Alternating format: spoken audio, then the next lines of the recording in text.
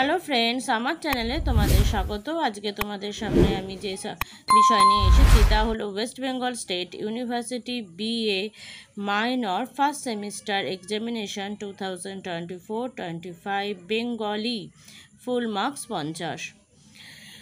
Unit 1 বা একক 1, এখান থেকে তোমাদের একটাই কোশ্চেন করতে হবে, অথবা দিয়ে আর একটা রয়েছে, বলছি কোশ্চেন। বাংলা সাহিত্যের ও প্রাচীনতম গ্রন্থের প্রকৃত নাম কি? কে এই গ্রন্থটি কোথা থেকে আবিষ্কার করেন? এই গ্রন্থে সাহিত্য মূল্য বিচার করো। মার্কস রয়েছে 1 + 2 + 7। অথবা বাংলা সাহিত্যের আদি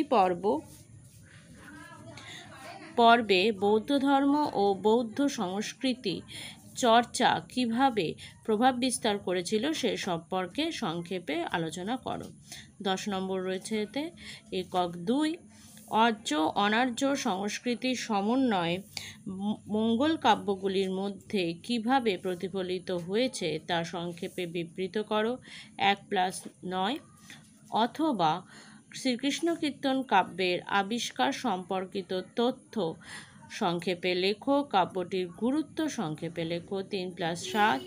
একক 3, চৈতন্য পরবর্তী যুগের যে কোনো একজন বৈষ্ণব পদকর্তার কবিকৃতির পরিচয় দাও। 10।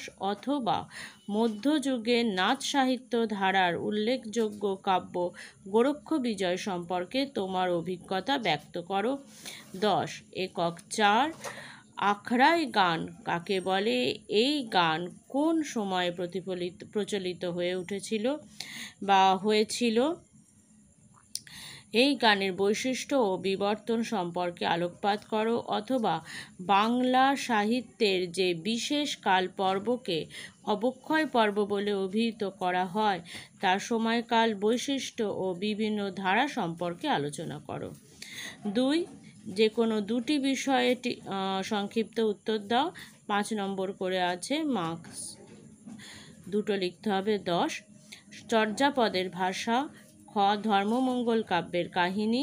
3, আগমনী গান। 4, টপ্পা গান। বন্ধুরা, এখানেই আমি শেষ করছি আজকের মতো ভিডিও। তোমরা যারা এখনও আমার চ্যানেল সাবস্ক্রাইব করোনি, প্লিজ চ্যানেলটি সাবস্ক্রাইব করো, আর সাবস্ক্রাইবের পাশে থাকা বেল আইকনটি ক্লিক করে অল বাটনটি ক্লিক করো। Thank you.